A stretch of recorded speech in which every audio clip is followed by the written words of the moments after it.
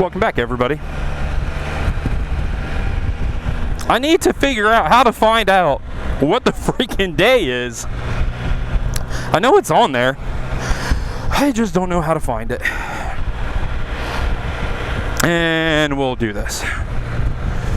Chuck it out down on the Ohio River. West Virginia, across the street. Need to stop and pull my pants up. I stopped, take a break, and had someone sit there and talk to me for about 20 minutes. It's been a long time since someone has asked that many questions about a Spyder.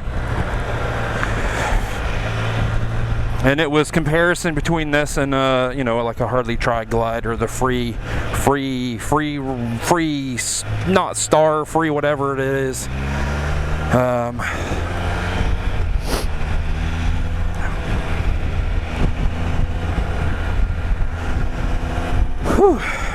So, I don't know what the day is. It is Sunday, 25th, 6th of April. We're almost into May. Man, I cannot wait. Let's get focused here. It's kind of cool. So see if I fix all my garments here. And what am I doing? I'm going to take 124 and we're going to go into Ravenswood. So I just left Pomeroy, trying to get my thoughts together here. And I think what I want to talk about, since I'm on the new Spyder, and it is a 2020 F3T, why I did not buy an RT. So everybody's different. Everybody has a different ride. Everybody wants something out of a motorcycle, out of a house, out of a car. So going into this, I knew I was going to be replacing my Spyder at some point in time. I honestly didn't think that I was going to be replacing it as soon as I did. But I knew within a year and a few months that I was going to be replacing it. So I've been looking, just casually looking. And in 2020, they redid the RT. Man, this road is sliding horribly bad. I'm going to open this because my sunglasses are steaming over. So they redid the RT. The new RT handles are really good. Now, what I don't know. I haven't even looked into it. The F3T is based off of the RT. The same platform, it just has different panels on it to make it look like an F3. So I'm really on the same platform as an RT. I'm assuming, and it's an assumption, that this is also built on the new RT platform. But, I could be wrong. This could be the old F3 platform, and they're making 3 platforms, which doesn't make any sense. So, as I digress, why I bought this over an RT, I'm going to say number 1. I had a number in my head that I wanted to spend. I'm going to tuck a mic. Mic moves and gets close to my mouth, and then it's not good. So I had a price in my head, what I wanted to pay for my new Spyder. And I did not want to pay over $20,000. To be honest with you. So when I started looking, it was going to be very difficult to get into an RT at that price. And I was really thinking about getting an F3S and removing things off of my Spyder to create my new Spyder, like the shad bags and the windscreen, believe it or not, because I needed to be within that $20,000. I did not want to spend any more than $20,000. So when I was looking at the RT, there was no way I could make that work. So that's the biggest one, is money. To be honest with you, I'm cheap. I'm very cheap. My daily driver is an 06 Chevy Trailblazer that I picked up for $5,000, and I absolutely love it, and it suits what I need to do with it, and I'm okay with that, because then that frees up my money for my Spyder, because I know these Spyders are expensive. I'm always going to have a Spyder. So me being cheap, it's difficult for me to purchase something that costs so much. So I felt I could not afford the RT. It was out of what I wanted to budget for an RT. I could probably afford it. I could not bring myself to pay that kind of money. So I started looking at the F3T, and I'm like, well, you know, if we get the F3T, we can use our back seat rest and the rack that I have, and that's going to save us some money. I can just unsnap it off the Spyder F3 and put it right on here. I got the dry bag, so it's going to be plenty of storage. So I don't need the storage capacity of the big RT, even though it'd be nice. I don't need it. So that saved me some money because I already had this backrest. I already have the shelf for my dry bag. I've already paid for that. The second thing was I just purchased the Ultimate floorboards. And I didn't even put them on the F3. And what I like about the new RT is those floorboards are amazing. They are huge, and with them being so big, you have so many different places to put your feet. Well, I have Ultimate floorboards, so I could just bolt them on this because this is close enough to an F3. I was going to save myself some more money yet because I purchased these things. I found them on Facebook for $350 shipped, never installed with the hardware. I mean, I just couldn't pass that deal down, and I was going to put them on the F3, but they were just sitting there. So now I have Ultimate floorboards, many different positions to put my feet. I have my backrest with the shelf. I can put my dry bag on it, and I have the hiccups, and it sucks. So I can get all the storage on this. So why drop a few more thousands of dollars on the RT when this has everything I want?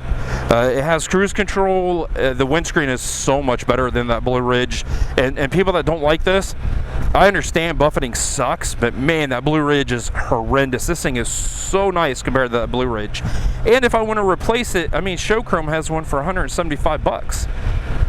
You know, an F4, you're talking an F4 windscreen for this or this F3, considerably more money. Probably a better windscreen, to be honest with you, but if it was just to clean the buffeting up, you know, you get the wider, taller windscreen and you're done. But I'm very happy with this windscreen.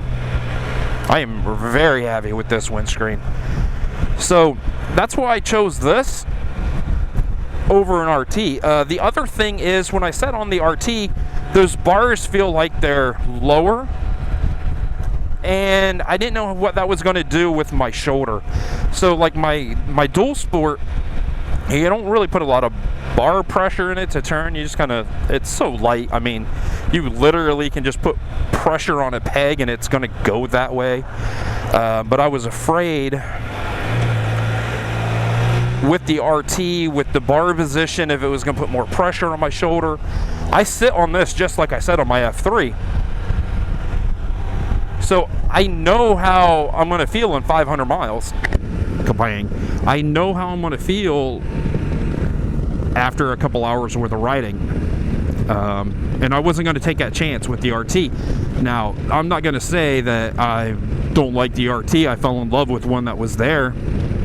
And I think eventually I will have one. But right now, I saved a lot of money because I customized this to my needs. And I saved a lot of money. The only thing I did purchase for this was the coast-to-coast seat. It should be in a couple days. I'm so excited. I don't know what to expect going with a different seat. I've never sat on a coast-to-coast seat, but I'm excited. I don't know how it's going to be. It has to be better than this seat. And you know, my goal is to be able to knock out many hundreds of miles a day. To do it comfortably and not hurt as bad when I get off.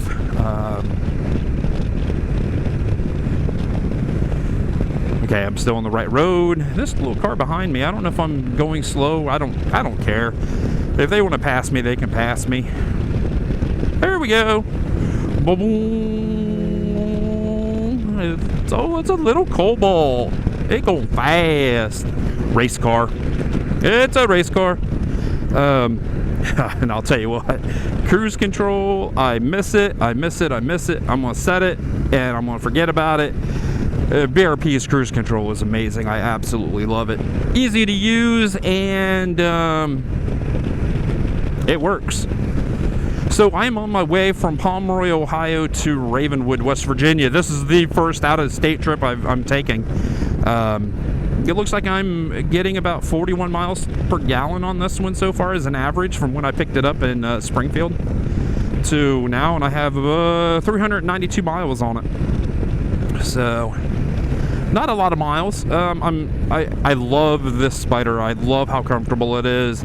I was really kicking myself at first not really running the numbers on the RT, but I did, you know, and what I wanted in the RT was going to be about 25,000, just a little bit more than I wanted to spend, and I did spend a little bit more on this one than I wanted to, that I budgeted, but I'm happy I got this one.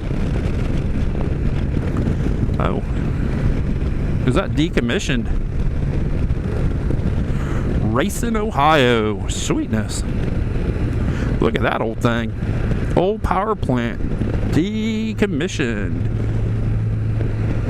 I don't know, it still has power lines coming out of it. Maybe, I don't know. Maybe it's still part of the grid, so they can't just get rid of it.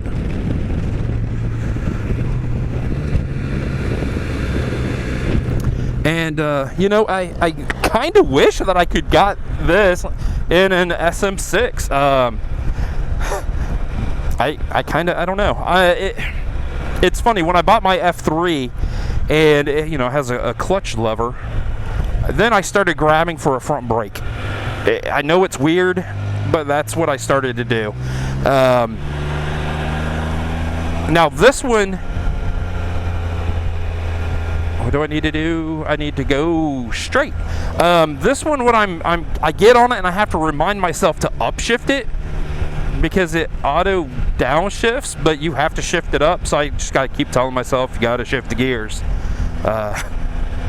You know, it's funny. Now when I go back and forth from the F3 to the F3T, I don't know if that's going to give me any challenges or not. I know when I go from the dual sport to the F3, it's, you know, the first time I did that, I was like, okay, I got a kickstand, I got to put the kickstand down. But I don't have any issues going from the dual sport to the F3, so I shouldn't have any issues going from this to the F3. But that is why. I know how I sit on an F3. I know how I sit on this.